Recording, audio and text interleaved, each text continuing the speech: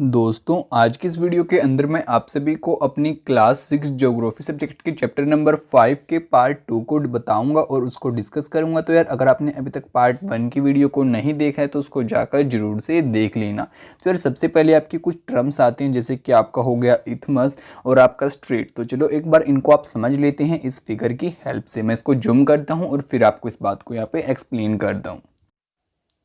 ये देखो सबसे पहले तो आपके स्ट्रेट की डेफिनेशन आपको यहाँ पे दे रखी है। A strait is a narrow passage of water connecting two large water bodies like sea and the ocean. अब यहाँ पे आप सभी को बोलते हैं कि जो आपकी स्ट्रेट होती है ना वो चीज़ होती है जो क्या करती है, आपकी जो दो बड़ी बड़ी वाटर की बॉडीज़ होती हैं, जैसे कि आपको ये भी वाटर की बॉडी हो गई, ये भी वाटर की बॉडी हो गई, इन दोनों को ऐसे कनेक्ट करता है एक दूसरे के साथ में। अब बिल्कुल यानी कि छोटा सा पार्ट यहाँ पे आपका कोई रिवर जैसा, ठीक है, जैसे कि आपको यहाँ पे दिखाता है इस फिगर के अंदर। आपके स्ट्रेट को आप देखिए अब यहाँ पे इस वाले पार्ट को। अब जो आपका यहाँ पे श्रीलंका है और आपका ऊपर इंडिया है, यहाँ पे बिल्कुल छोटा सा आपका एरिया है और दो यहाँ पे भी सी है आपका समुंदर और यहाँ पे भी सी है। तो ये आपका क्या कहलाएगा, यहाँ पे स्ट्रेट कहलाएगा। ओके, तो चलो अब फटाफट से देखते हैं हमारे इथमस को। हमारे इथमस क्या चीज़ होती है। अब यहाँ पे इथमस की डेफिनेशन आप सभी को देता है a narrow strip of land joining two land masses. यानी कि जो आपका लैंड होता है ना उसकी एक बहुत पतली सी स्ट्रिप जो कि आपके दो बड़े बड़े लैंड मासेस को एक दूसरे के साथ में यहाँ पे जोड़ती हो। अब देखो कितनी पतली सी स्ट्रिप यहाँ पे आपकी दिखा रखी है साउथ अमेरिका और नॉर्थ अमेरिका के बीच में। तो ये आपका क्या है, ये है आपका इथमस। अब आपको ये दोनों इन फिगर्स की हेल्प से अच्छे से समझ में आ चुके होंगे। चलो अब फटाफट से हम आगे कंटिन्यू करते हैं और आगे समझते हैं अपने चैप्टर को। तो यार हमारी पिछली कॉन्टिनेंट्स को पार्ट 1 के अंदर डिस्कस करने के बाद अब आती है हमारी कॉन्टिनेंट ऑस्ट्रेलिया की बारी। तो यहाँ पे बोलता है is the smallest continent that lie entirely in the southern hemisphere. It is surrounded on all the side by the ocean and sea. It is called an island continent. अब यहाँ पे आप सभी को कहते हैं कि जो आपकी ऑस्ट्रेलिया है ना वो आपकी सबसे छोटी आपकी कॉन्टिनेंट है और ये जो वाली कॉन्टिनेंट है इसके चारों तरफ आपका क्या है, समुंदर है। और ये आपकी कॉन्टिनेंट साउथर्न हेमिस्फीयर के अंदर आपकी लाई करती है और साथ में हम इसको क्या बोलते हैं, हम इसको आइसलैंड कॉन्टिनेंट के नाम से भी जानते हैं या फिर हम इसको इस नाम से पुकारते हैं। अब आगे आती है आपकी कॉन्टिनेंट एंटार्क्टिका। अब आपकी एंटार्क्टिका लाई करती है बिल्कुल यहाँ पे, ये आपकी नीचे की साइड। अब यहाँ पे आपकी ऑस्ट्रेलिया हो गई। हम इसके ऊपर अगर बात करें तो आपकी एशिया आ गई, फिर यूरोप आ गया, फिर अफ्रीका आ गई, उसके बाद आपकी नॉर्थ अमेरिका, फिर आपकी साउथ अमेरिका। तो आपकी एंटार्क्टिका जो होती है बिल्कुल नीचे की साइड आपकी यहाँ पे लाई करती है। अब कहता है completely in the southern hemisphere is a huge continent. The South Pole lie almost at the centre of this continent. अब कहते हैं कि ये जो आपकी कॉन्टिनेंट है बिल्कुल साउथ के अंदर लाई करती है और जो आपका साउथ पोल है ऑलमोस्ट बिल्कुल इसके मिडल से निकल के आपका यहाँ पे जाता है। यानी कि ये तो हो गया आपका साउथ पोल और ये हो गई आपकी एंटार्क्टिका इसके चारों तरफ, ठीक है। As it is located in the southern polar region it is permanently covered with thick ice sheet. अब कहते हैं कि ये आपकी बिल्कुल परमानेंट साउथ पोल के आसपास आपकी कॉन्टिनेंट लाई करती है, इसलिए इस कॉन्टिनेंट के ऊपर आपकी बर्फ़ जमी रहती है और एक अच्छी आइस शीट से आपकी कवर वहाँ पे रहती है। There are no permanent human settlements, और वहाँ पे कोई भी इंसान की परमानेंट सेटलमेंट नहीं है, यानी कि हमारे जैसे वहाँ पे लोग नहीं रहते हैं। वो वहाँ पे सिर्फ कुछ स्टेशंस के अंदर ही रहते हैं जो कि हमारे रिसर्चर वगैरह लोग होते हैं। Many countries have research station in Antarctica, और बोलते हैं कि बहुत सारी कंट्रीज जो हमारी है ना वहाँ पे उनके क्या है, रिसर्च स्टेशन है। India also has the research station there, और कहता है जो हमारी इंडिया है उसका रिसर्च स्टेशन भी हमें एंटार्क्टिका के अंदर देखने को मिलता है। These are named as the Maitri और द दक्षिण गंगोत्री। उसको हम किस नाम से बोलते हैं, या तो हम बोलते हैं उस स्टेशन को मैत्री या फिर हम बोलते हैं दक्षिण गंगोत्री। अब बात आती है हमारे हाइड्रोस्फीयर को डिस्कस करने की हमारे लिथोस्फीयर के बाद में। तो चलो अब बात करते हैं हमारे वाटर की और देखते हैं हमारे हाइड्रोस्फीयर के अंदर हमें क्या कुछ नई बातें सीखने को यहाँ पे मिलती हैं। अब बोलता है the earth is called the blue planet. More than 71% of the earth is covered with water and 29% is with land. अब यहाँ पे कहता है कि जो आपकी अर्थ है ना हम इसको ब्लू प्लैनेट भी बोलते हैं, जैसे कि हमने अपने पिछले चैप्टर के अंदर डिस्कस किया था। और यहाँ पे बताता है इस ग्राफ की हेल्प से आप सभी को कि जो आपकी अर्थ है ना इसका आपका जो यहाँ पे 71% जो है वो आपका क्या रहता है, वो सॉरी ये ग्राफ तो आपका एयर का है।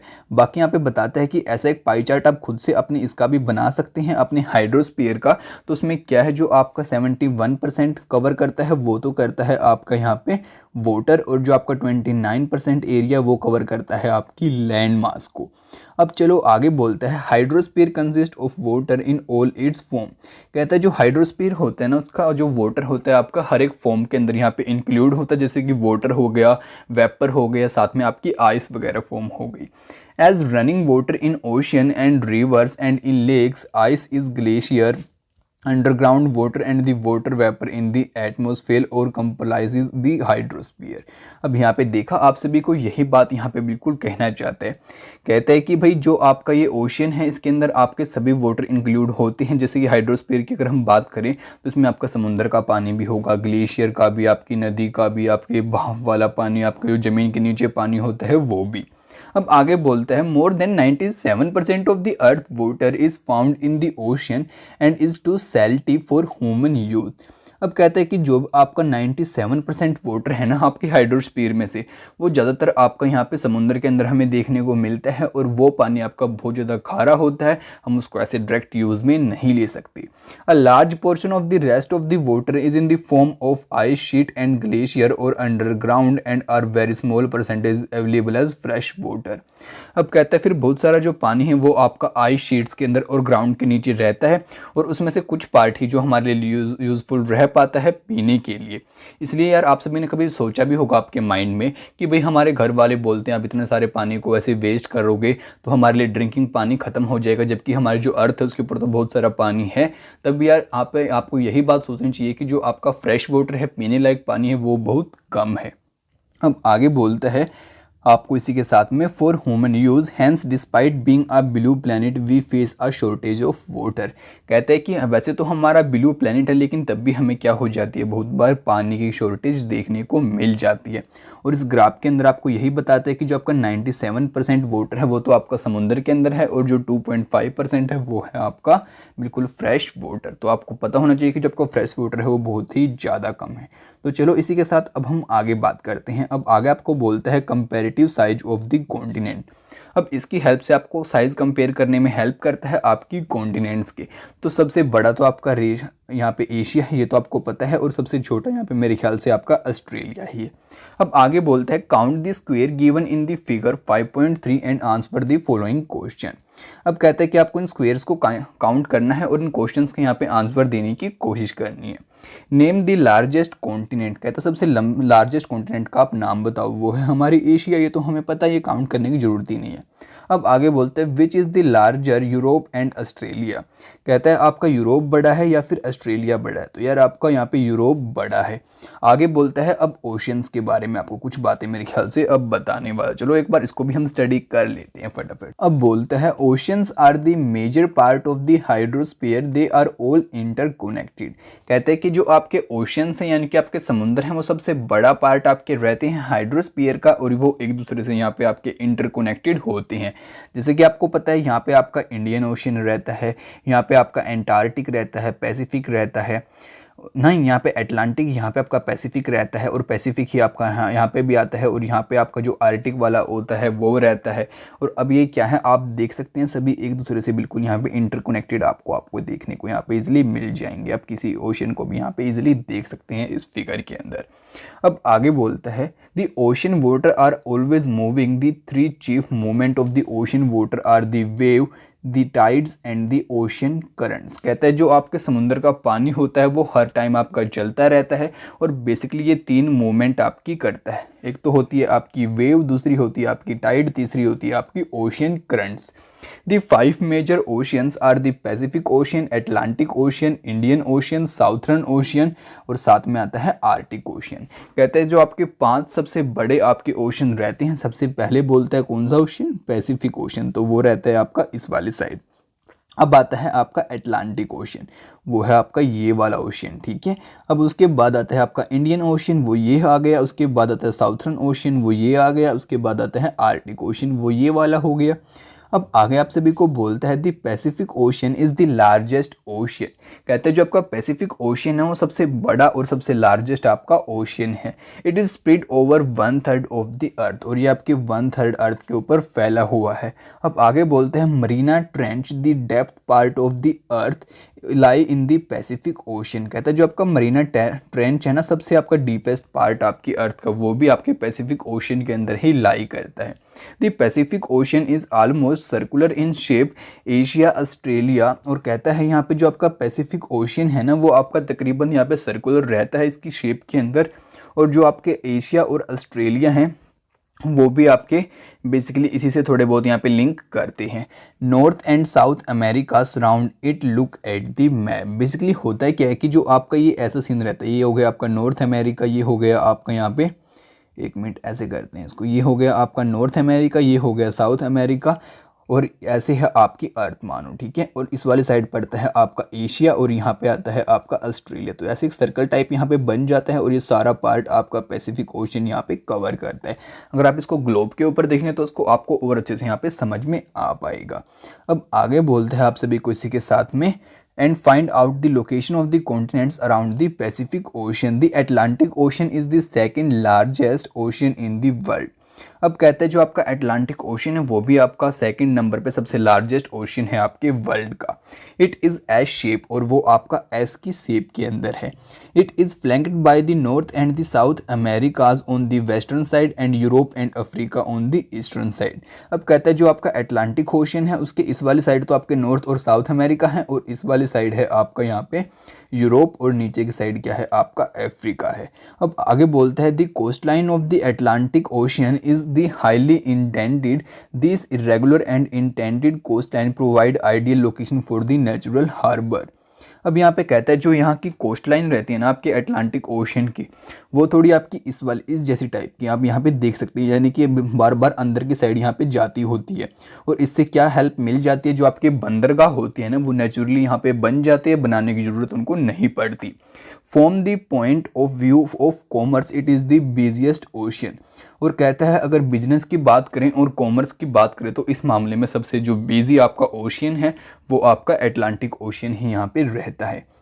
अब अगर हम आगे बात करें तो अब बात आती है हमारे इंडियन ओशियन की, तो चलो एक बार इसको भी देखते हैं। अब यहाँ पे दोस्तों बोलता है the Indian ocean is the only ocean named after a country. कहता है जो आपका इंडियन ओशन है ना वो अकेला ऐसा ओशन है जिसका नाम एक देश के नाम के ऊपर पड़ा हुआ है, that is India. The shape of the ocean is almost triangular, it is in the North and it is bound bye Asia. अब यहाँ पे कहता है जो आपका ये इंडियन ओशन है इसकी जो शेप है वो आपकी ट्रैंगुलर टाइप में यहाँ पे रहती है, और जो आपका कहता है इसकी नॉर्थ साइड में आपका क्या रहता है आपका एशिया यहाँ पे रहता है। और कहता है जो इसकी वेस्ट साइड है वहाँ पे आपका यहाँ पे क्या रहेगा आपका अफ्रीका रहेगा, और आपको यहाँ तो पता ही है कि आपका इंडिया रहेगा, ठीक है। अब आगे बोलता है जो इसकी ईस्ट साइड है वहाँ पे आपका ऑस्ट्रेलिया भी रहता है। हाँ ये बात भी ठीक है, ये आपका इंडिया हो गया और यहाँ पे आपका ऑस्ट्रेलिया है, तो यार ये भी यहाँ पे आ जाता है, और यहाँ पे आपका श्रीलंका रहता है, ठीक है। The second southern oceans encircles the continent of Antarctica. और कहता है जो आपका साउथर्न ओशियन है वो आपका एंटार्क्टिका के आसपास में आपका रहता है, and extend northward to 60 degree south latitude.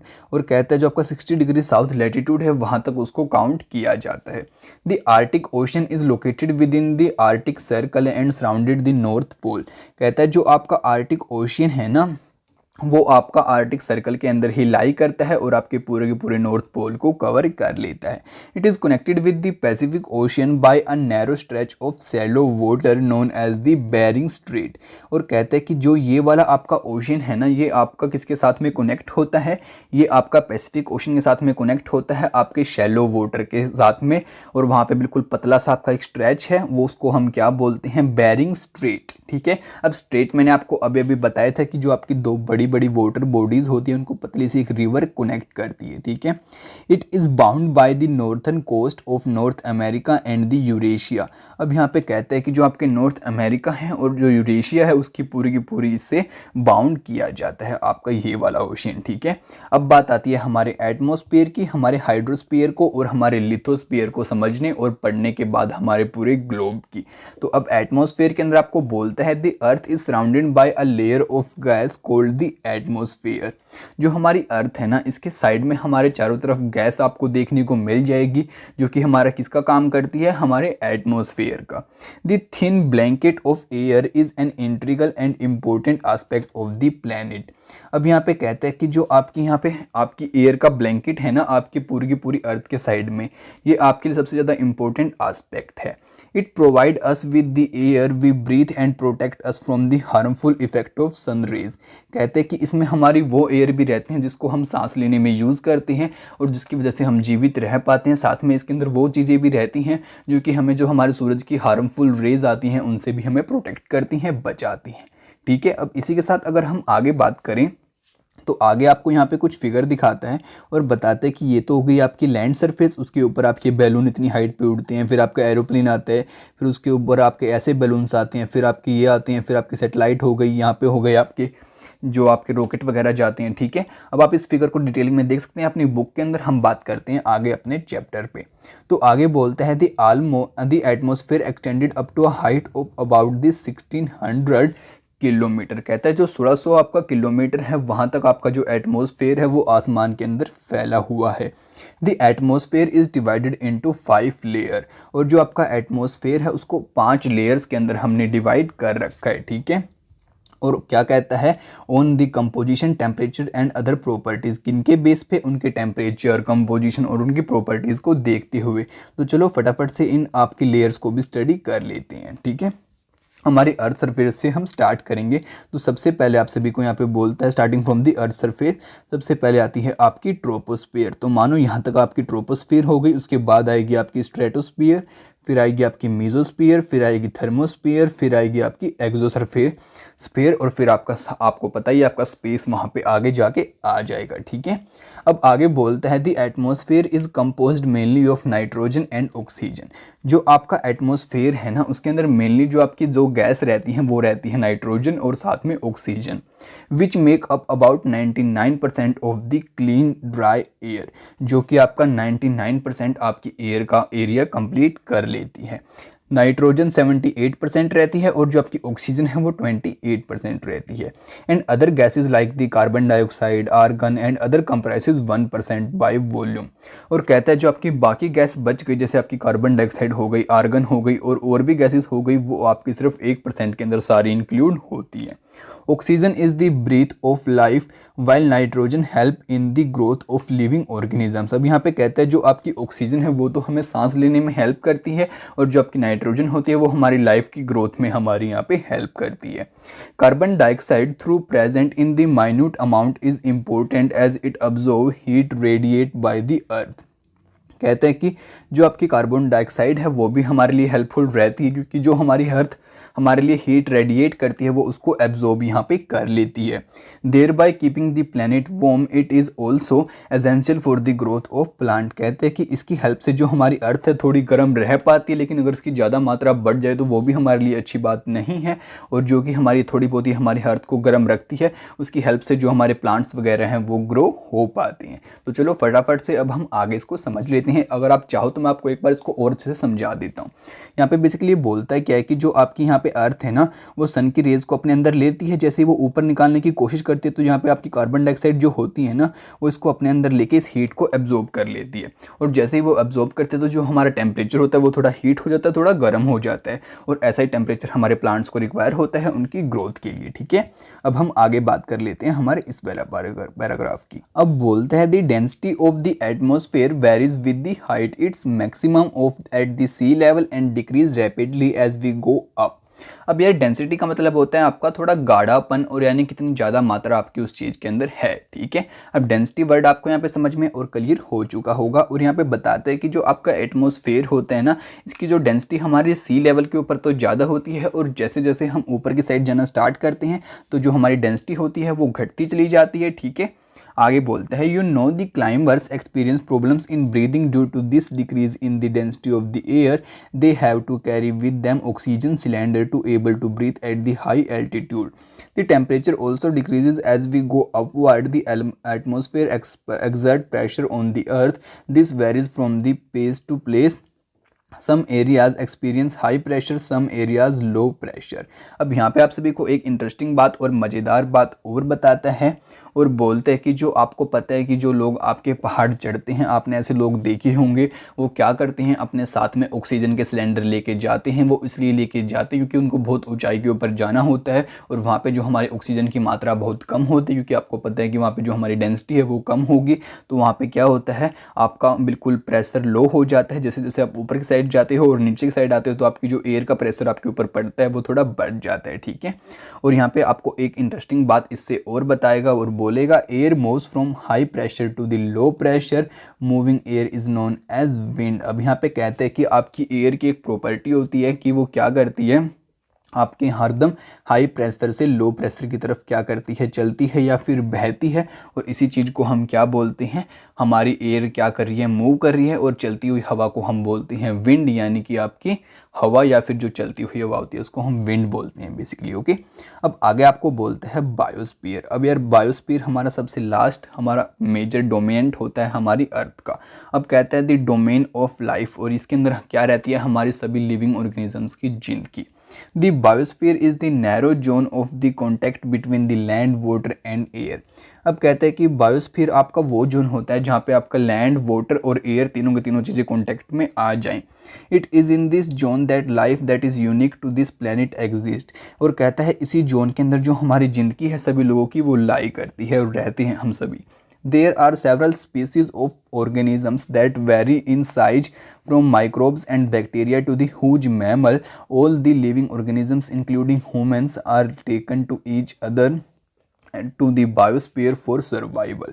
अब यहाँ पे कहता है आपको मज़ेदार बात कि आपका छोटे से छोटा बैक्टीरिया को लेके और आपके बड़े बड़े मैमल्स की अगर हम बात करें तो वो हम सब एक दूसरे से इंटरलिंक होते हैं। और अब हम सब क्या करते हैं, एक दूसरे की सहायता से ही यहाँ पे जीवित रह पाते हैं। क्योंकि यार आप सभी को इस बारे में ज़्यादा आपने बड़ी क्लासेस के अंदर पता चल जाएगा, बाकी आप इस बात को अभी के लिए इतना ही समझ लो। और यहाँ पे कहते हैं कि हम सभी एक दूसरे के ऊपर डिपेंड रहते हैं और हम सभी इस नैरो जोन यानी बायोस्फीयर के अंदर रहते हैं, ठीक है। आगे बोलते हैं the organisms in the biosphere may broadly be divided into the plant kingdom and animal kingdom. अब अगर आपको बायोस्फीयर के जो आपके ऑर्गेनिजम्स होते हैं जिनके अंदर लाइफ है उनको डिवाइड करना है तो आप दो पार्ट के अंदर उनको डिवाइड कर सकते हैं। एक तो आपकी प्लांट किंगडम और दूसरी आ गई आपकी animal kingdom. The tree domains of the earth interact with each other. और यहाँ पे बोलते हैं कि जो आपके 3 डोमेन होते हैं ना वो यहाँ पे क्या करते हैं, एक दूसरे के साथ में इंटरेक्ट करते हैं, यानी कि आपके पानी भी, हवा भी और लैंड भी, ठीक है। अब आगे बोलता है and affect each other in some way और दी अदर। और कहता है एक दूसरे को यहाँ पे इफेक्ट भी करते हैं। जैसे आपको अब एग्जांपल देके इस बात को क्लियर करेगा। Cutting of forest for fulfilling our needs of food और clearing for agriculture may lead to the fast removal of soil from the slopes. अब यहाँ पे आप सभी को बताते हैं कि आपने देखा होगा बहुत बार लोग पहाड़ों पर जाके क्या करते हैं, पेड़ों को काट देते हैं या फिर वहाँ पे अपने लिए खेती करने के लिए ज़मीन को साफ़ करने की कोशिश करते हैं। तो इससे क्या होता है, जो वहाँ की उनके स्लोप्स के ऊपर मिट्टी होती है वो कमज़ोर हो जाती है उसकी पकड़। Similarly earth surface may be change due to the natural calamities like the earthquakes. For example there could be submerged of land as happen in the case of the tsunami recently. और यहाँ पे कहते हैं कि बहुत बार क्या होता है, फिर अगर आपके यहाँ पे अर्थक्वेक वगैरह आ जाते हैं तो जो आपकी मिट्टी होती है वो वहाँ से ढह जाती है और आपका जो पानी वो एरिया होता है वो पानी के अंदर फिर डूब जाता है। जैसे कि जब आपकी टी सुनामी अभी भी रिसेंटली हुई थी उसमें क्या सीन आपको हुआ था आपको पता होगा। Part of the Andaman and Nicobar island were submerge under water. जो हमारे अंडमान और निकोबार आइसलैंड का पार्ट था वो कुछ हमारा पानी के अंदर यहाँ पे चला गया था। Discharge of water material into lakes and the river make the water unsuitable for human use. और यहाँ पे कहता है अगर हम अपने वेस्ट को अपने पानी के अंदर बहाते रहेंगे तो क्या हो जाएगा, वो पानी हमारे लिए अनसुटेबल हो जाएगा हमारे यूज़ के लिए, और हम अगर उसको यूज़ करेंगे तो हमें कोई भी डिजीज़ या बीमारी वगैरह हो सकती है। It also damage other forms of life. और वो किसी दूसरी लाइफ्स को भी यहाँ पे खतरा बन सकता है और पहुँचा सकता है। Emission from industries, thermal power plants and vehicles pollute the air. और कहते हैं कि जो आपकी फैक्ट्री वगैरह होती हैं, कारखाने वगैरह होते हैं, जो आपके व्हीकल्स होते हैं वो पोल्यूशन करते हैं हमारी एयर के अंदर। उससे भी क्या होती है, जो हमारी कार्बन डाइऑक्साइड होती है उसकी मात्रा बढ़ती है। वो is an important constituent of air, but increase in the amount of CO2 lead to the increase in the global temperature. और इससे फिर हमारा जो वातावरण होता है वहाँ पे गर्मी बढ़ना स्टार्ट हो जाती है, क्योंकि मैंने आपको बताया था वे भी, जो आपकी CO2 गैस होती है, कार्बन डाइऑक्साइड, वो क्या करती है, हीट को एब्जॉर्ब करती है। This is termed as global warming, और इसको हम फिर क्या बोलते हैं, global warming. There is thus a need to limit the use of resources of the earth to maintain the balance of the nature between the domains of the lithosphere, atmosphere and the hydrosphere. इसलिए हमें सबसे ज़्यादा important है इस चीज़ की, और ज़रूरत भी है कि हम एक चीज़ को, हर एक चीज़ को बैलेंस बना के करें, ठीक है। जिससे कि जबकि लिथोस्फीयर है, एटमॉस्फेयर है, हाइड्रोस्फीयर है, हम सभी के बीच में अच्छा कॉन्टैक्ट बन पाए और हम सभी यहाँ पे अच्छे से रह पाए और जीवित रह पाए। तो बच्चों, इसी के साथ हमारा चैप्टर यहाँ पे कंप्लीट हो जाता है। अब नेक्स्ट चैप्टर की वीडियो भी मैं आप सभी के लिए जल्दी ही लेके आऊँगा। अगर आप उसको मिस बिल्कुल भी नहीं करना चाहते तो फटाफट से जाकर हमारे चैनल को सब्सक्राइब कर लीजिए, और साथ में अगर आपने अभी तक मेरे को इंस्टाग्राम के ऊपर फॉलो नहीं किया तो फॉलो जरूर से कर लेना। और यार, अगर आपको वीडियो अच्छी लगी तो इसको लाइक जरूर करें और मेरे को कमेंट करके जरूर बताएं। तो आपसे मिलते हैं अगली वीडियो में जल्दी, तब तक दोस्तों बाय बाय।